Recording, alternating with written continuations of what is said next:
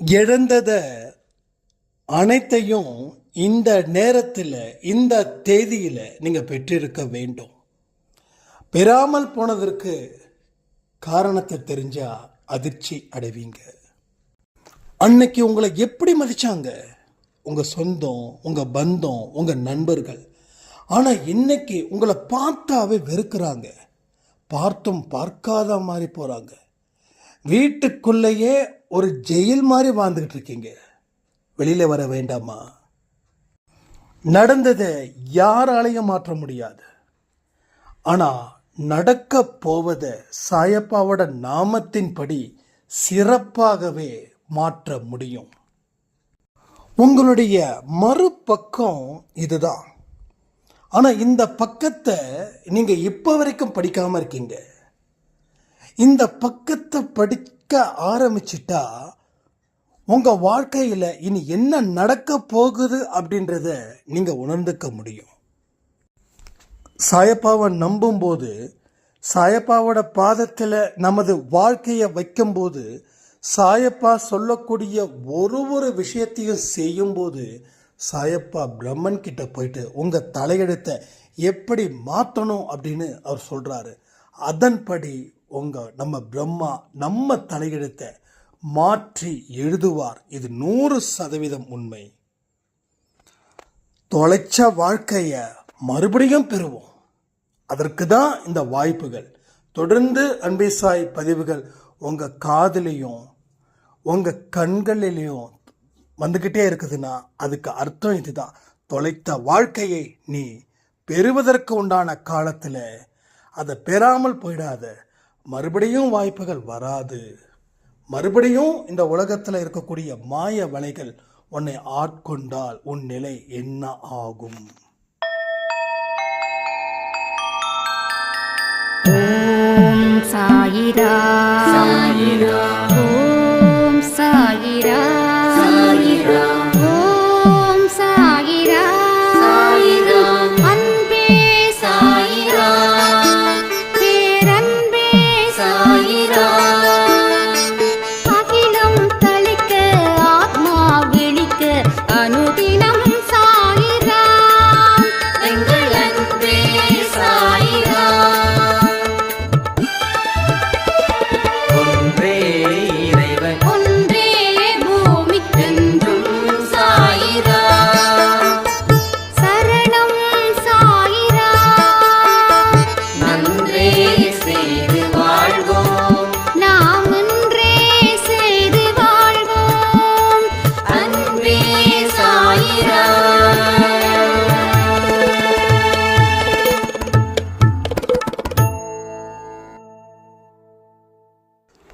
சாயிரா. என் உயிரின் உயிரானவர்களே, உங்களுடைய வாழ்க்கையையே சாயப்பாவோட கையில் கொடுத்துட்டா உங்கள் வாழ்க்கை எப்படி இருக்கும் அப்படின்றத பற்றி தான் இந்த பதிவு. இன்னைக்கு காலையில் கொடுத்த ஒரு ஆடியோ டைட்டில் ரொம்ப பயங்கரமாக இருந்துச்சு. இதை கேட்கலாமா வேண்டாமா, கேட்கலாமா வேண்டாமான்னு பல கன்ஃபியூஷன். அதையும் தாண்டி கேட்டே தீரணும். ஏன்னா கடவுள் நாம் எந்த மனநிலையில் இருக்கோமோ அதே போல மனநிலையில் தான் இந்த டைட்டிலையும் அன்பே சாயில கொடுத்துருக்காங்க. அதனால் கேட்குறதுல என்ன தப்பு இருக்குது? இழந்தது தான் ஜாஸ்தியே, பெற்றது கம்மியே. எத்தனையோ இழந்திருக்கோம். ஆளையும் இழந்தாச்சு, பொருளையும் இழந்தாச்சு, பெயரையும் இழந்தாச்சு, புகழையும் இழந்தாச்சு. அப்போ எல்லாமே இழந்திருக்கிறோம். அப்போ அந்த டைட்டிலை பார்த்து பயப்படலாமா அப்படின்னு நான் நினைச்சேன். அப்போ நான் அந்த ஆடியோவை முழுவதும் கேட்டேன். ஒரு அடியும் என்னோட கன்னத்தில் விழுந்தது போலவே இருந்துச்சு. அப்பதான் நினைச்சேன், அந்த பதிவு முடிஞ்சதுக்கப்புறம் நாம இழந்தது நம்மளுடைய அலட்சியத்தால. அதில் தான் நம்ம நிறைய இழந்தோம். நம்ம அலட்சியம் காட்டாம இருந்திருந்தா இனி நாம் இழக்க போவது அப்படின்றது ஒன்றுமே இல்லை அப்படின்னாங்க. உண்மை, உண்மை, 100% உண்மை, 100% உண்மை. இனி இழக்க போவது அப்படின்றது ஒன்றுமே இல்லை. ஏன் தெரியுமா? எல்லாமே இழந்துட்டேன், எல்லாமே இழந்தாச்சு. அப்போ எல்லாமே இழந்துட்டா இழக்கிறதுக்கு என்ன இருக்குது? நல்ல வார்த்தைகளை கவனிங்க. இழப்பதற்கு ஒண்ணுமே இல்லை. அப்போ இழக்கிறதுக்கு ஒண்ணுமே இல்லைன்னா வேற ஒரு விஷயம் அங்க நடக்கணுமே, வேற ஒரு விஷயம் நடந்தே தீரணுமே. அப்ப ஏன் அது நடக்காம இருக்குது? நம்மளுடைய அலட்சியத்தால நடக்காம இருக்குது. அப்படி என்ன நடந்திருக்கணும்? பெறப்போவது. அப்போ இழந்தாச்சு, இழந்ததை தாண்டி பெறப்போவது. இப்போ சூரியன் மறைஞ்சிடுச்சு, இப்போ சூரியன் இல்லை, சூரியன் மறைஞ்சாச்சு. அடுத்தது உதிச்சாகணுமா இல்லையா? மறைஞ்சாதானே உதிக்க முடியும். எங்க மறையிலனா உதிக்க முடியுமா? அப்ப மறைஞ்சாதான் உதிக்க முடியும். அப்படி இழந்தாதான் நீ பெற முடியும். சாயப்பாவோட வார்த்தைகள் சாதாரணமானது இல்லை. கேட்கறதுக்கு சாதாரணமா இருக்கலாம், ஆனா உள்ள கோடி விளக்கங்கள் இருக்குதுங்க. கோடி விளக்கங்கள், கோடான கோடி விளக்கங்கள். எல்லாரும் சொல்றமே கோடான கோடி நன்றி சாயப்பா அப்படின்னு. ஒவ்வொரு வார்த்தைக்கும் கோடான கோடி அர்த்தங்கள் நிறைந்தது தான் ஒவ்வொரு வார்த்தைகளும். புரிஞ்சுக்கிட்டவன் கில்லாடி, புரியாதவன் முட்டாள். சீரியஸ்லி, புரிஞ்சுக்கிட்டவன் தான் கில்லாடி, புரிஞ்சுக்கிறவன் தான் ஜெயிப்பான். புரியாதவன் தோத்து போவான், புரியாதவன் முட்டாளா இருப்பான். எல்லாத்தையும் தாண்டி புரியாதவன் ஏமாளியாவே இருப்பான்.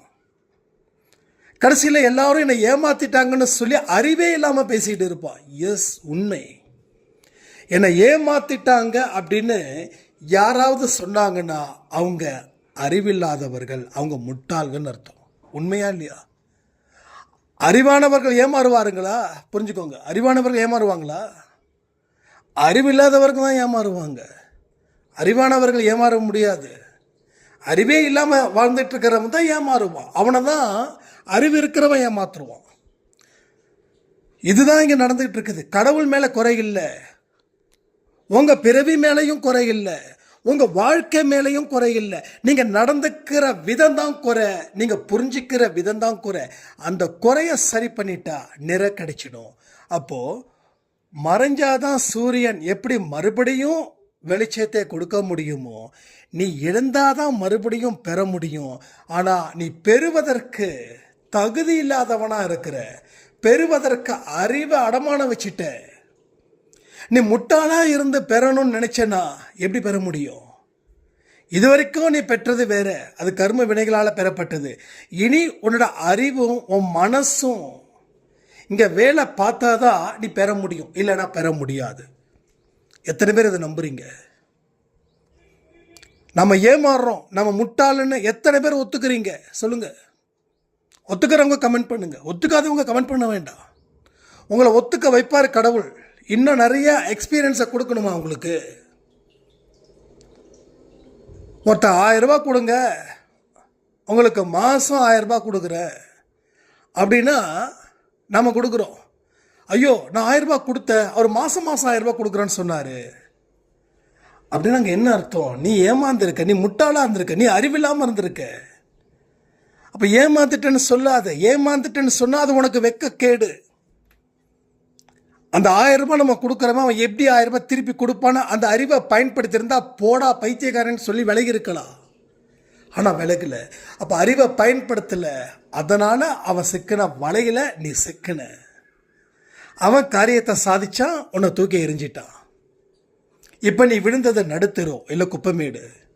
குப்பமேடை விழுந்தான்னா விழுந்துட்டனே, யாரும் என்னை பார்க்கல, யாரும் எனக்கு உதவி பண்ணலன்னு சொன்னா நீ மீண்டும் மீண்டும் ஏமாளியா, மீண்டும் மீண்டும் அறிவில்லாத மனுஷனாவே வாழ்ந்துட்டு இருக்கியே.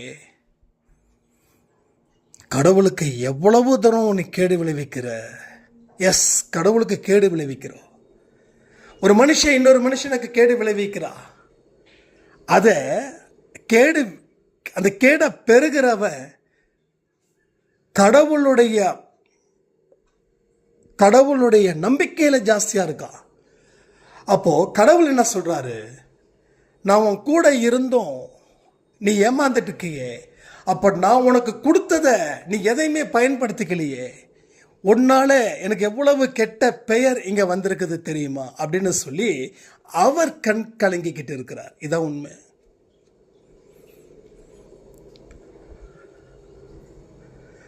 அப்போ இழந்துட்டோம் அப்படின்னா ஏமாத்திட்டாங்கன்ற ஒரு வார்த்தையையும் நீங்க கோட் பண்றீங்க, அதை தான் சொந்தமாக்கிக்கிறீங்க, அதுதான் உங்க வாழ்க்கையோட தலையெழுத்துன்னு முடிவு பண்ணீங்க. ஸோ எல்லாமே நீங்கள் முடிவு பண்ணிட்டு கடவுள் முடிவு பண்ணதா சொல்லும்போது கொஞ்சம் கூட நமக்கு மனசாட்சி இல்லையா? கடவுளாக முடிவு பண்ணாரு உங்கள் வாழ்க்கை அதோகதின்னு. முடிவு பண்ணது யாரு? நாம் முடிவு பண்ணோம். எல்லாமே நாம தான் முடிவு பண்ணோம். கர்மாக்கள் முடிவு பண்ணுச்சு. ஆனால் இப்போ வரைக்கும் கர்மாக்கள் முடிவு பண்ணல. ஆரம்பத்தில் கர்மாவோட தாக்கம் இருந்திருக்கும். அதை உணர்ந்து வேறு வழியில் நீங்கள் போயிருந்தீங்கன்னா கர்மாக்கள் வாயை பொத்திக்கிட்டு போயிருக்கும். ஆனால் நாம் என்ன பண்ணோம்? ஆடாத ஆட்டத்தை எல்லாம் ஆடணும், பேசாத பேச்சுக்கள் எல்லாம் பேசணும். எத்தனையோ பெரியவர்களுடைய அறிவுரைகளை தூக்கி எறிஞ்சோம், எத்தனையோ பேரை உதாசீனமாக திங்க் பண்ணோம். எல்லாத்துக்கும் ஆண்டவன் வச்சான் செக்கு. வாழ்க்கை முடிஞ்சிடுச்சு, அவ்வளோதான். நீ எவ்வளோ பெரிய பதவியில் இருந்தாலும் ஆட்டம் போடாது. ஏன்னா இவ்வளோ தூரம் ஏறி இருக்க, இறங்குறதுக்கு ரொம்ப நேரம் ஆகாது. நீ எங்கேயோ பார்த்துட்டு இருப்ப, அப்போ எவனாவது ஒருத்தவன் காலை வாரி விட்டுருவான், நீ கீழே விழுந்துடுவ. இப்போ காலை வாரி விட்டதால் நீ விழுந்தியா, இல்லை உன்னோட அஜாக்கிரதையால் நீ விழுந்தியா? அப்போ நீ எந்த அளவுக்கு உச்சத்தில் இருக்கிறியோ அந்த அளவுக்கு கவனத்தோடு இருக்கணும். என்ன வேணாலும் நடக்கும், எப்படி வேணாலும் நடக்கும். நம்ம கடந்து வந்த பாதை மறக்கக்கூடாது, நின்றுக்கிட்டு இருக்கக்கூடிய இடமும் மறைக்கக்கூடாது. யார் என்ன வேணாலும் செய்வாங்க, ஆனால் நாம் பலத்தில் ஸ்ட்ராங்காக இருக்கணும். அகங்காரம் அப்படின்ற ஒரு விஷயம் வந்துருச்சுன்னா நம்ம பலமில்லாத மனுஷனாக மாறிடுவோம். பலகீனமாக இருக்கும்போது யார் வேணாலும் அட்டாக் பண்ணுவாங்க. அட்டாக் பண்ணாங்களா இல்லையா? ஒரு காலத்தில் பொண்ணும் பொருளும் பதவியும் எல்லாம் இருந்தது உங்ககிட்ட. நல்லா யோசிச்சு பாருங்க. 10 வருஷத்துக்கு முன்னாடி நான் இப்படி வாழ்ந்தேன் அப்படி வாழ்ந்தேன். எஸ், வாழ்ந்தீங்க. ஒரு பெரிய சொந்தம் வந்துச்சு பலமாக இருந்ததால. ஆனால் பலம் இல்லை அப்படின்ன உடனே யாராவது உங்கள் வீட்டுக்கு வராங்களா? யாராவது உங்களை மதிக்கிறாங்களா? நீங்கள் ஏதாவது ஒரு ஃபங்க்ஷனுக்கு போனால் உங்கள் முகத்தை பார்க்காமலே போகிறாங்களே, பார்த்தும் பார்க்காம. மனசில் எவ்வளவு வலி இருந்திருக்கோ, எவ்வளோ கஷ்டம் இருந்திருக்கோ, எவ்வளோ துன்பம் இருந்திருக்கோ. மறுபடியும் நம்ம எந்த ஃபங்க்ஷனுக்கும் போகக்கூடாதுன்னு முடிவு பண்ணி வீட்டையே ஜெயிலாக மாற்றி கைதியாக உட்காந்துருக்கோமே, எவ்வளவு நம்ம கஷ்டத்தை அனுபவிச்சிருப்போம். யோசிச்சு பார்த்தீங்களா? ஸோ பலம் குறைஞ்சிச்சுன்னா பலகீனம் அதிகரிக்கும். பலகீனம் அதிகரிச்சதுன்னா எதிரிகளும் அழிப்பான், எதிரிகள் இல்லாதவனும் அழிப்பான். அதாவது எதிரி மட்டும்தான் அழிக்கணும் இல்லை, நண்பனே உன்னை கேவலப்படுத்துவா, நண்பனே உன்னை அசிங்கப்படுத்துவா. இது எல்லாமே நடக்கும். நடக்காதுன்னு சொல்ல முடியுமா? சில பேருக்கு அனுபவம் கிடைச்சிருக்கும். உங்கள் அனுபவம் எப்படியோ அதை பேராவாக கூட டைப் பண்ணுங்க, தப்பே இல்லை. ஸோ ஒரு விஷயமும் உங்களுக்கானது, உங்களுக்கு உட்பட்டு தான் எல்லாமே நடக்குது. உங்கள் அறிவுரையின் பேரில் தான் உங்கள் வாழ்க்கையே கடவுள் கொடுக்குறாரு. அப்போது அவருடைய அறிவுரையை உங்கள் அறிவுரையாக மாற்றிக்கிட்டா எல்லா விஷயத்தில் இருந்தும் முழு விடுதலை நீங்கள் பெற முடியும். ஒரு விஷயம் நல்லா புரிஞ்சுக்கணும், நடந்து போனதை யாராலையும் மாற்ற முடியாது. ஒரு இன்ச் கூட கூட்டவோ கழிக்கவோ முடியாது நடந்து போனது. ஆனால் நடக்க இருப்பதை தெளிவாக முடிவு பண்ண முடியும். இதுதான் என் வாழ்க்கையில் நடக்கணும் அப்படின்னு சொல்லி நீங்கள் முடிவு பண்ணிட்டீங்கன்னா கண்டிப்பாக நடக்கும். 100% நடக்கும். நல்லா குறித்து வச்சுக்கோங்க. உங்களால் என்ன நடக்கணும்னு ஆசைப்படுறீங்களோ அதை முடிவு பண்ணுங்க. அன்பே சாயில என்னென்ன சொல்றோமோ அதை மட்டும் செய்யுங்க. எதெல்லாம் செய்யணும்னு சொல்றோமோ அதை செய்யுங்க. எதை செய்யக்கூடாதுன்னு சொல்றோமோ அதை செய்யவே செய்யாதீங்க. உங்களால் இந்த இடத்துல இதை கேட்டு இதை செய்ய முடியும் அப்படின்னா நீங்கள் உங்கள் எதிர்காலத்தை நீங்கள் அழகான முறையில், அற்புதமான முறையில் நீங்கள் வாழ்ந்து சாதிக்க முடியும். கடவுள் உங்களோட மறுபக்கத்தை நிச்சயமா இந்த உலகத்துக்கு தெரியப்படுத்துவார். சாய்பா அவரோட பாதத்தில் நீங்க சரணாகதி அடையிறீங்கன்னா உங்க வாழ்க்கைய அவர் காலடியில் கொடுத்துட்டீங்கன்னு அர்த்தம். சரி, கொடுத்தா போதுமா? என்ன செய்யணும், என்ன செய்யக்கூடாதுன்னு அவர் சொல்லக்கூடிய விஷயத்த நீங்க வாழ்க்கையில கடைபிடிக்கணும் தானே. அப்போ நான் அவர்கிட்ட சரண்டர் ஆயிட்டேன் அப்படின்னா இப்பையும் நாம மனது ஒரு மிகப்பெரிய மாய வலையிலே சிக்கிக்கிட்டு இருந்தா அது சரணாகதி அடையாது. அதுக்கு பேர் சரணாகதி கிடையாது. ஸோ சரணாகதி நீ வாழு, கடவுளோட பாதத்தில் அத்தனையும் வச்சுடு, அவர் சொல்லக்கூடிய வழிகளே ஃபாலோ பண்ணு. அவர் சொல்கிறத தான் நம்ம கேட்கணும். நான் சொல்கிறத கேட்கக்கூடாது. அவர் என்ன சொல்கிறாரோ அதை நான் கேட்கணும். அதுலேயே தான் என் வாழ்க்கையை நான் கழிக்கணும். ஸோ வாழ்க்கையில் கழிக்க ஆரம்பிச்சிட்டா என்னுடைய எதிர்காலத்தை அந்த பிரம்மன் மறுபடியும் மாற்றி எழுதுவார். ஏன்னா அவரோட குழந்தை. அவர் சொல்லிட்டார் என்கிட்ட, மாற்றி எழுது பிரம்மா. அதனால நான் மாற்றி எழுதுறேன் என் குழந்தைங்களுக்கு. ஸோ என்னெல்லாம் சொன்னாங்க 5 வருஷத்துக்கு 6 வருஷத்துக்கு 7 வருஷத்துக்கு முன்னாடியே இவன் கண்டிப்பாக முடிஞ்சிட்டான், இதுக்கு மேலே வரமாட்டான் அப்படின்னு சொல்லி தீர்மானமாக எழுதுனாங்க. எல்லாரும் எழுதுனாங்க.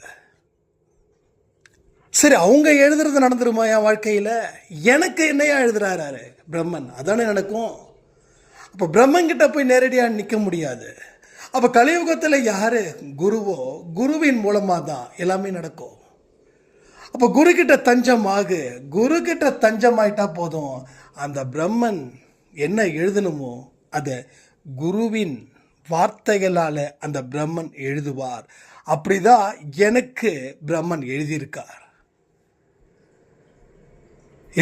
அப்போ நீங்கள் அசைக்க முடியாத ஒரு மனுஷனா மாறுவீர்கள். அசைக்கவே முடியாது, அப்படிப்பட்ட ஒரு மனுஷனா நீங்க மாறுவீங்க.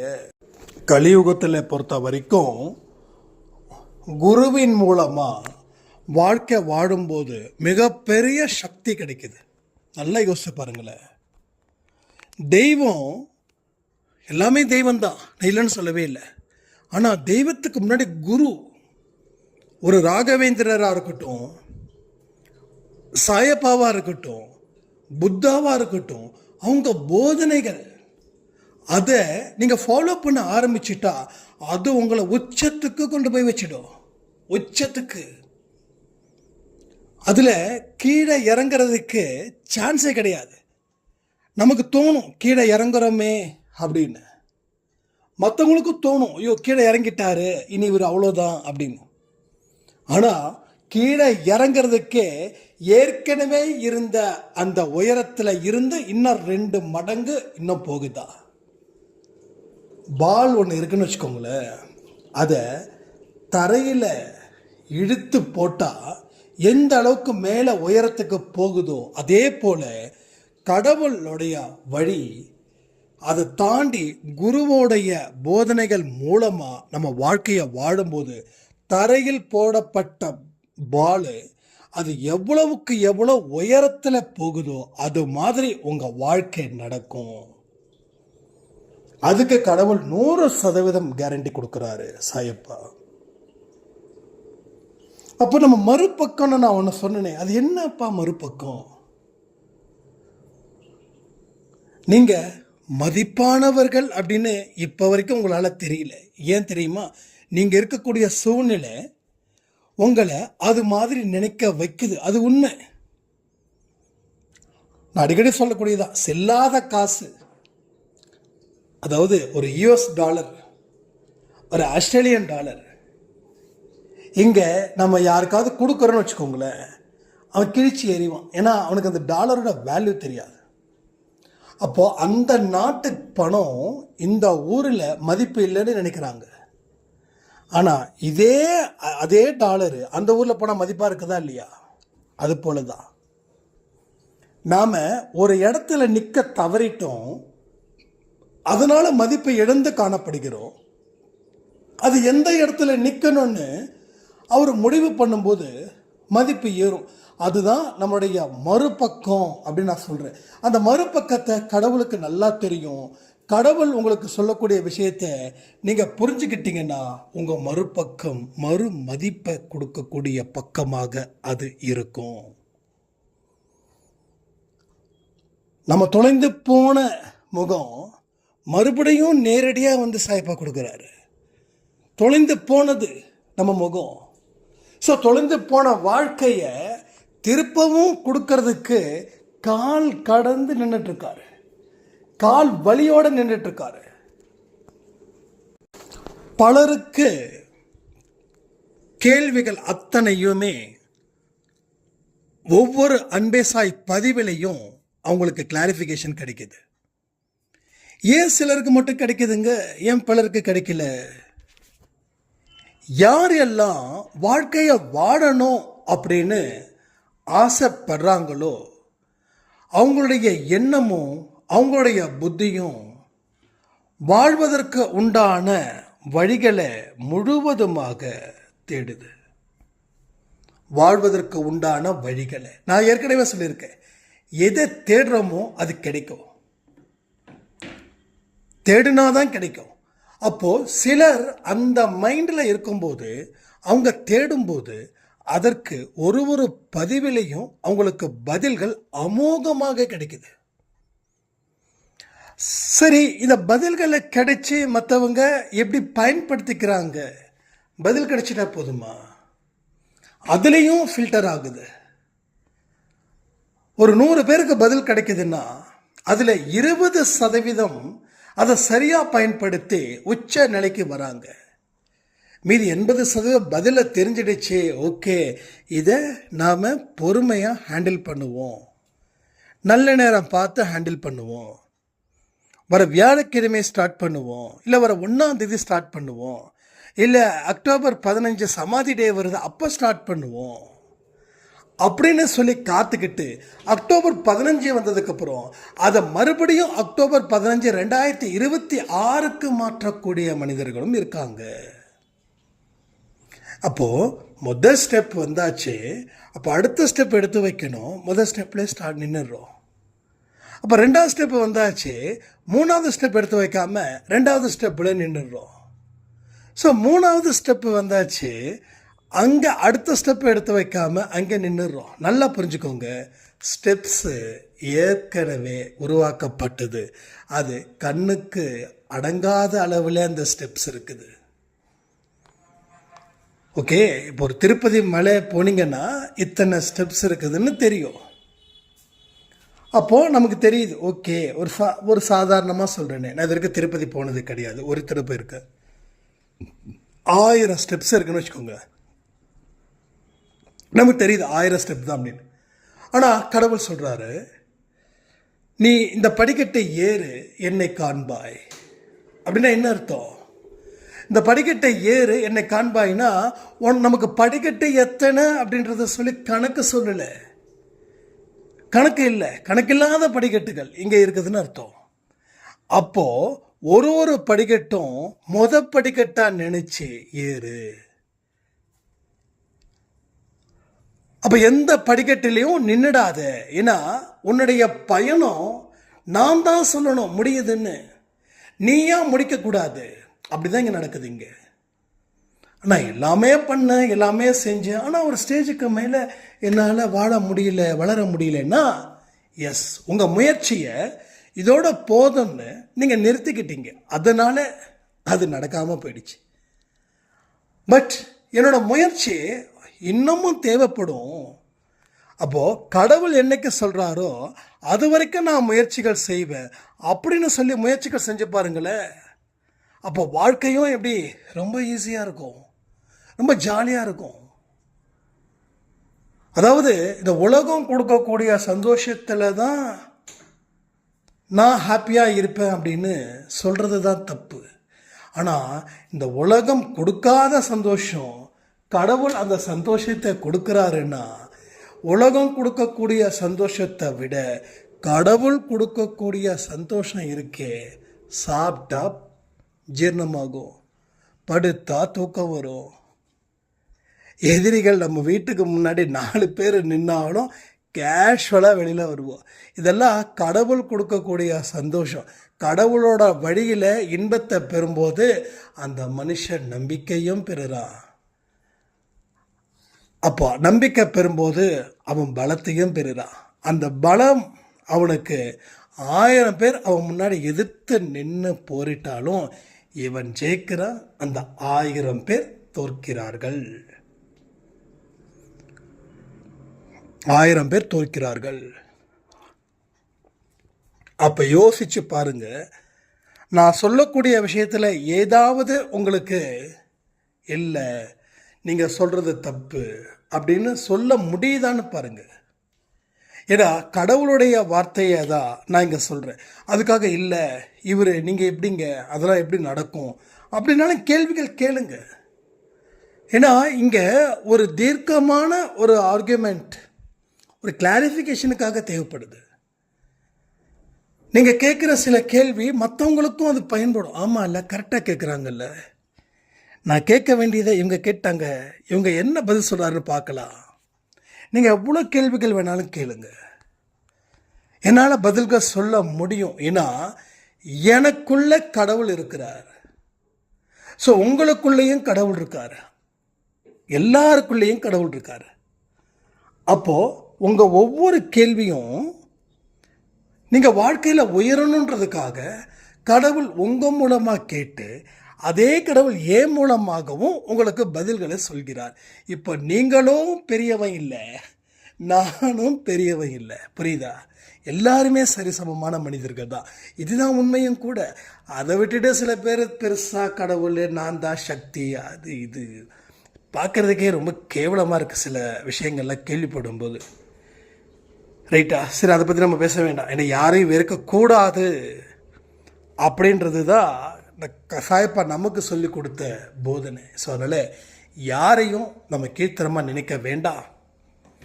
நம்ம வாழ்க்கையை நாம் வாழ்வதற்கு உண்டான தகுதிகள் இருக்குதான்னு மட்டும்தானே பார்க்குறோம். அது இருக்குதுன்னும் போது நமக்கு நம்பிக்கை ஏற்படுது. நம்பிக்கை ஏற்பட்டால் போதாது, வாழ்வதற்கு உண்டான வழிகளையும் கண்டுபிடிக்கணும்ல. ஸோ எல்லா விஷயங்களும் உங்களுடைய மனதிற்குள்ளே முடிவு பண்ணப்பட்டது. இனி எப்படி முடிவு பண்ணணும், எதை முடிவு பண்ணணும்னு சொல்கிறது தான் அன்பே சாயில் இருக்கக்கூடிய ஒரு ஆடியோவும். ஸோ இது எல்லாத்தையும் நல்ல தெளிவாக கச்சிதமாக நீங்கள் புரிஞ்சுக்கோங்க. புரிய வாழ்க்கையை பற்றி ஒரு மிகப்பெரிய புரிதல் கிடைக்கும்.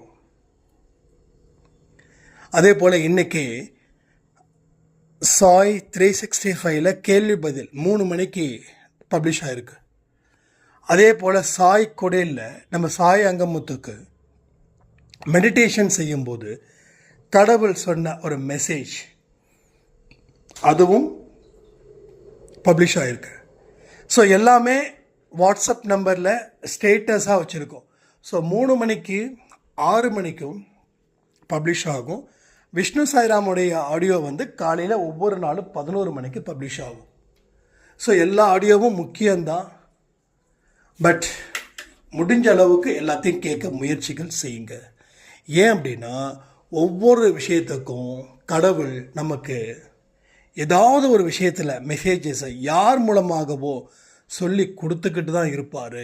அதுக்காக தான் சொல்கிறேன், ஒரு பதிவும் மிக மிக முக்கியமானது.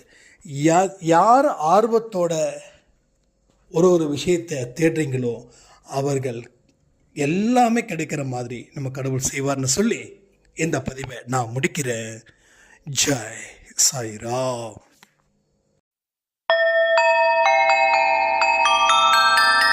ஓம் சாயிரா சாயிரா